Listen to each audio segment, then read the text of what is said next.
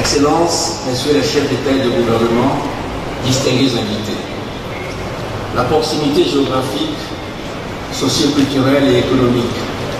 entre l'Afrique centrale et l'Afrique de l'Ouest crée des liens, des interdépendances et des influences au niveau des États et des populations de ces deux ensembles qui font que les deux régions partagent les mêmes problématiques sécuritaires. En effet, le partage de frontières terrestres et maritimes communes rend nos deux régions vulnérables aux nombreuses menaces sécuritaires et environnementales dans le golfe de Guinée, notamment la piraterie, le trafic de pétrole, la pêche illégale non déclarée et non réglementée, et le déversement des déchets toxiques dans la mer, etc.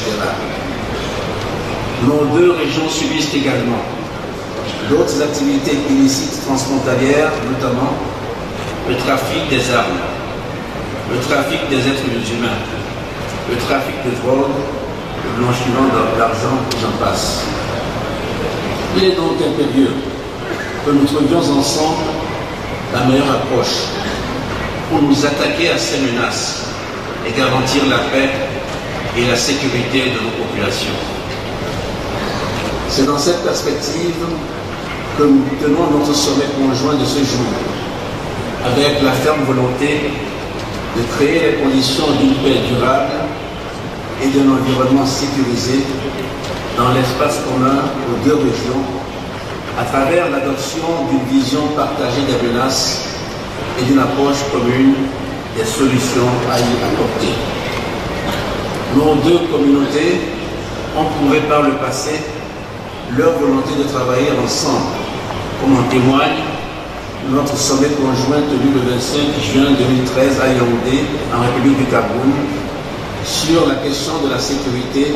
et de la sûreté maritime dans le golfe de Guinée. Notre initiative a débouché sur ce qui est aujourd'hui connu comme le processus de Yaoundé, qui a doté nos deux communautés économiques régionales d'une architecture effective de sécurité maritime interconnectée et coordonnée par le Centre interrégional de coordination basé à Yaoundé. Aujourd'hui, nous écrivons une nouvelle page de notre coopération qui, j'en suis certain, marquera l'histoire de nos deux communautés. En effet, nos deux communautés économiques régionales ont décidé de travailler conjointement pour évaluer les menaces sécuritaires auxquelles elles font face et d'y répondre collectivement par la définition et la mise en œuvre d'une approche commune et holistique des questions de paix, de sécurité et de stabilité. Ceci est inédit dans l'histoire de l'intégration africaine, les endroits ligne des orientations actuelles au niveau de l'Union africaine visant entre autres à renforcer le rôle des communautés économiques régionales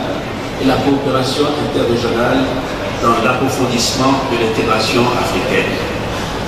Excellences, Messieurs les chefs d'État et de gouvernement, distingués invités, la nature transfrontalière des menaces auxquelles nous faisons face doit nous obliger à faire en sorte que nos frontières ne soient pas un obstacle à l'action effective et efficace de nos forces de défense et de sécurité. Nous devons de régler au cours de ce sommet les problèmes qui se posent à la coopération opérationnelle effective et efficace entre nos forces de défense et de sécurité, en levant notamment les obstacles à l'entraide judiciaire, à l'extradition, à la coopération en matière de police criminelle et de renseignement, au droit de poursuite. Je suis certain que la détermination que nous partageons tous dans cette salle nous guidera vers les décisions courageuses, ambitieuses et concrètes pour que ce sommet marque notre histoire commune. Dans cette même perspective, je voudrais en appeler aux États membres, à l'Union africaine, aux Nations unies et à nos partenaires bilatéraux et multilatéraux à accompagner la mise en œuvre effective des décisions qui seront issues de ce sommet. Je voudrais clore mon propos en réitérant à tous la gratitude du peuple togolais pour votre présence effective aux travaux de ce sommet conjoint. Vive la coopération interrégionale, vive l'intégration africaine. Je vous remercie de votre aimable attention.